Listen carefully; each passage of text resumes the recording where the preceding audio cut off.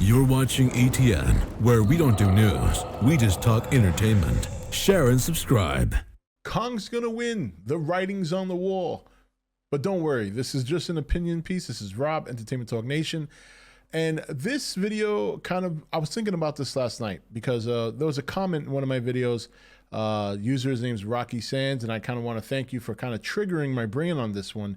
And he brought up some interesting points in this comment. He started mentioning, and I'm paraphrasing because I don't remember the comment word for word, but he was talking about, how is Kong going to lose? He's humanized, he's connected to a little child, things of that nature. And I thought to myself, that's an interesting point of view because there are a lot of elements that we've learned, not only watching the trailers and the TV spots, but also just from the Collider article regarding some of the story elements.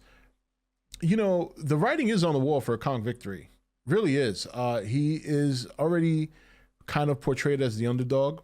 We know now that he's going to be able to communicate directly to Jaya with sign language, and we're going to be able to see what he is saying. Adam Wingard has already spoken about using Kong as a way to leverage to extend monster scenes rather than cut directly to humans all the time. So this is a very intimate, relationship that they're going to set Kong up with the audience. And it's a clever way to do that because that's often what Kong is known for. You go back and you see some of the old King Kong movies, that is exactly why people fell in love with him, because he wasn't really seen, even though he was a monster, whether he was 28 feet tall or in this case, this movie, 350 feet tall plus, he was always seen as being humanized, being misunderstood if he was being aggressive, having a connection with certain people. And he's going to have a connection with a small child in this movie. So there are elements that kind of make this look like, yeah, Kong's going to win. Why would you want to have that sort of connection with humans, not only in the movie, but also even your audience who are going to be able to understand what he's saying? They're going to be able to understand how he feels, and they're going on a journey with him, to find his home or to find his true home. It does seem like that is what's going to happen. And then you have him against a larger than life icon like Godzilla, who is very powerful, should theoretically be able to beat Kong, but everyone loves an underdog story. Even myself, I've been the one to say that, yes, I'm rooting for Godzilla. I want Godzilla to win. But if Kong won, I wouldn't necessarily be disappointed because in my heart of hearts, I always pull for the underdog. I'd be disappointed that Godzilla lost, but if he's going to lose to anyone, I'd rather him lose to Kong, So I do think, and also outside of the story of the movie, let's look at what's taking place here. Toho does want to make more Godzilla movies. For them to do that, I remember there was an agreement that when Legendary was making a Godzilla movie, while they had the rights to Godzilla, Toho could not. They couldn't make movies at the same time. They didn't want to compete with each other. If Toho wants to start beginning another string of Godzilla movies, and the rights to Godzilla are already kind of off the books at some point, whether it's already happened or whether it's going to happen, then Kong winning would actually sustain the Monsterverse. And there's some evidence of that. We are already getting a Skull Island animated television show on Netflix. And, there are a lot of signs pointing to a Kong victory. With that said, that does not mean that you cannot tell a very, very good underdog story with the underdog losing. A prime example of this is Rocky. Rocky was a great underdog story, but he actually ended up losing that fight to Apollo. So, again, this is just an opinion. This is just something that I kind of wanted to put out there for people to think about. There are elements that point to a Kong victory. I'm not going to lie about that. And when Rocky Sands on the comment mentioned the connection with Jaya, mentioned the humanization, I thought of that and I said to myself, wow, you add that with some of the other elements that we're getting from this movie on top of the business elements outside of the movie, and it would make a lot of sense for Kong to win. They can continue the Monsterverse under Kong.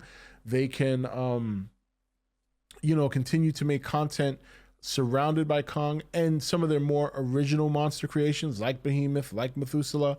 So, you know, and it would it would prevent them from backing themselves into a corner where if you put Godzilla as the victor, but then you don't see him again. You know what I mean? I know there's a lot of counter argument to that. One of the more common ones I hear is that, well, how are they going to make Kong the king of the monsters when the last movie Godzilla just became king of the monsters?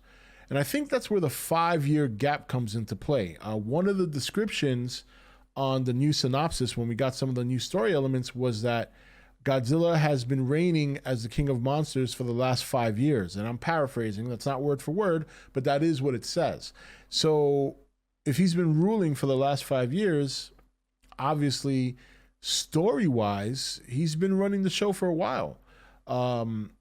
So I gotta say, I thought it was very interesting when I thought about it last night. I thought, you know, this would be a good video because I kind of want to hear what some of you guys have to say in terms of the possibility that Kong's going to win and the evidence that actually shows that he could win. Godzilla's being portrayed as the villain, even though we kind of get the idea that he's more misunderstood than being a villain. But one of the other things it said with these new story elements was that apparently Godzilla's been destroying cities for quite some time. It's not something that's just recent. I think reading the Godzilla Dominion book that's coming out, I was hoping it would come out the day before the movie, but it's coming out the day after the movie on April 1st. I think that'll answer a lot of questions. So I'm really, really looking forward to reading that. But yeah, look, if Kong wins, obviously, look, you guys have seen all my videos. And if you've been watching everything on this channel, even for the last month and a half, when things started picking up, you will see that I have, you know, been objective on both sides. I have given reasons and defended Kong and why he could beat Godzilla, and I have done the same for Godzilla against Kong. Ultimately, my fandom wants Godzilla to win because I've been watching Godzilla since I was 3 years old. But again, these are two great creatures. I wouldn't mind, you know, like I said, if Godzilla is going to lose, I'd rather him lose to Kong. That's not a sore loss for me. That's actually, you know, one of those kind of, it'll be one of those victories where I go like this, like that Robert Redford meme. It's like, you know what that would be my reaction. I wouldn't be, you know, I wouldn't be sore about it. But yeah, I think the user brought up some good points, along with some of the other elements to take into consideration. And I do think that a Kong victory, there's writing on the wall for that. But again, this is my opinion. And as I said, there have been great underdog stories where the underdog doesn't win, but you still root for them because they put in the effort that you would never think they could and to get so close. So we'll see how it plays out. But I want to know your thoughts. Do you think there's a writing on the wall for a Kong victory when you look at all of the story elements and kind of how they're setting up Kong versus Godzilla? He is being set up as a heavy underdog. He is humanized. It looks like the story is made for him to connect with people. And those are elements that would, you know, you would get behind. But we've seen in other King Kong movies that even when they do that, Kong still ends up dying at the end or losing at the end, so to speak. So interesting stuff. I just kind of wanted to see what you guys think. Let me know in the comments below. Until the next video, this is Rob signing off for E.T.N, where we don't do news, we just talk entertainment. Take it easy. Thank you for watching E.T.N. Click here to watch more content. Don't forget to leave a comment. Also, make sure you like and share this video. If you want to know when the next video is up, click the notification bell next to the subscribe button. And most of all, make sure to click that subscribe button for regular content.